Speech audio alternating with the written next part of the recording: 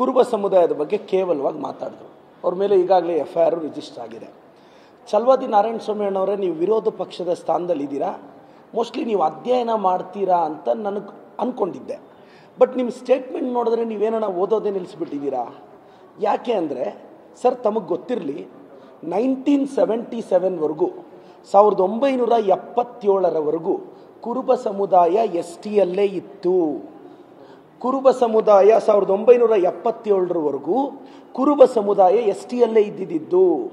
1977ನಲ್ಲಿ backward class chairman ಆಗಿ justice LG ಆವನೂರ್ ಅವರು ಏನು ಮಾಡ್ತಾರೆ, ST ಸಮುದಾಯದಲ್ಲಿದ್ದ ಕುರುಬ ಸಮುದಾಯವನ್ನು ಮೋಸ್ಟ್ ಬ್ಯಾಕ್ವರ್ಡ್ ಕ್ಲಾಸ್ ಕ್ಯಾಟಗರಿ ಅಂತ STಯಿಂದ ತೆಗೆದು ಮೋಸ್ಟ್ ಬ್ಯಾಕ್ವರ್ಡ್ ಕ್ಯಾಟಗರಿಗೆ ಹಾಕ್ತಾರೆ.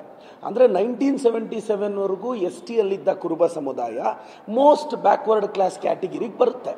ಇದು ನಡೆದ ಡೆವಲಪ್ಮೆಂಟ್.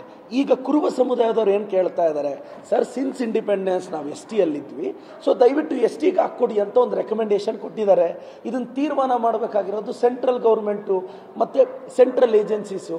ಅವ್ರು ಏನು ಹೇಳ್ತಾರೋ ಹೇಳಿ. ಅದು ಬಿಟ್ಟು ನಮ್ಮ ಚಲವಾದಿ ನಾರಾಯಣ ಸ್ವಾಮಣ್ಣವರು ಕುರುಬ ಸಮುದಾಯದ ಕಾಂಟ್ರಿಬ್ಯೂಷನ್ ಬಗ್ಗೆ ಚಲವಾದಿ ನಾರಾಯಣ ಸ್ವಾಮಣ್ಣವ್ರಿಗೆ ಗೊತ್ತಿಲ್ಲ ಅನಿಸುತ್ತೆ.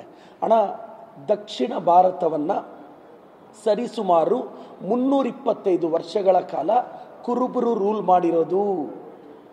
ಈ ರಾಜ್ಯಕ್ಕೆ ಅತಿ ಹೆಚ್ಚು ಬಡ್ಜೆಟ್ ಕೊಟ್ಟಿದ್ದು ಕುರುಬ ಸಮುದಾಯದ ಧೀಮಂತ ನಾಯಕ, OBCಯ ಟಾಲೆಸ್ಟ್ ಲೀಡರ್ ಸಿದ್ದರಾಮಯ್ಯ ಸಾಹೇಬರು. ಕುರುಬ ಸಮುದಾಯದವರು ಸರ್, ಸಿಪಾಯಿ ದಂಗೆ ಆದಾಗ ಬ್ರಿಟಿಷರಿಗೆ ಮತ್ತು ಕುರುಬರಿಗೆ ಗಲಾಟೆ ಆಗುತ್ತೆ. ಕುರುಬರು ರೆಬಲ್ಟ್ ಆಗಿದ್ದಕ್ಕೆ ಬ್ರಿಟಿಷರು ಕುರುಬರನ್ನ ನೋಡಿ ಹೆದರ್ತಾರೆ.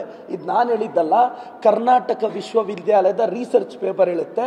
ಆ ರಿಸರ್ಚ್ ಪೇಪರ್ನ ನಾನು ತಮಗೂ ಮಾಧ್ಯಮದ ಸ್ನೇಹಿತರಿಗೆ ಫಾರ್ವರ್ಡ್ ಮಾಡ್ತಾ ಇದ್ದೀನಿ. ಅಂದರೆ ಇವತ್ತು ಕುರುಬ ಸಮುದಾಯ ಬರೀ ಕರ್ನಾಟಕದಲ್ಲ ಸರ್, ಇಲ್ಲಿ ಸರಿಸುಮಾರು 9.3% ಕರ್ನಾಟಕದ ಪಾಪ್ಯುಲೇಷನಲ್ಲಿ ಇದೆ ಅಂತ ಡೇಟಾ ಹೇಳುತ್ತೆ. ಇವತ್ತು ಕುರುಬರನ್ನ ಮಹಾರಾಷ್ಟ್ರದಲ್ಲಿ ದಾಂಗರ್ಸ್ ಅಂತ ಕರಿತೀವಿ, ರೈಕಾಸ್ ಅಂತ ಗುಜರಾತಲ್ಲಿ ಕರಿತೀವಿ, ದೇವಾಸಿಸ್ ಅಂತ ರಾಜಸ್ಥಾನಲ್ಲಿ ಕರಿತೀವಿ, ಗದಾರಿಯಾಸ್ ಅಂತ ಹರಿಯಾಣದಲ್ಲಿ ಕರಿತೀವಿ. ಇವತ್ತು ದೇಶದಲ್ಲಿ ಅವ್ರದ್ದೇ ಆದ ರೆಪ್ರೆಸೆಂಟೇಷನ್ ಇದೆ. ಚಲವಾದಿ ನಾರಾಯಣ ಸ್ವಾಮಣ್ಣ ಪ್ರತಿಯೊಬ್ಬರು ಅವ್ರ ಸಮುದಾಯಕ್ಕೋಸ್ಕರ, ರಿಸರ್ವೇಷನ್ಗೋಸ್ಕರ ಅವ್ರು ಫೈಟ್ ಮಾಡ್ತಾರೆ.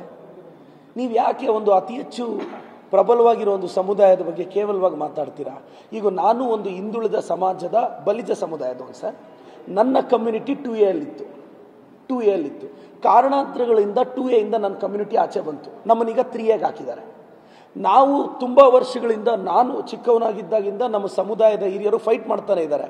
ನಾವೀಗ ಎಜುಕೇಷನ್ 2Aಯಲ್ಲಿದ್ದೀವಿ.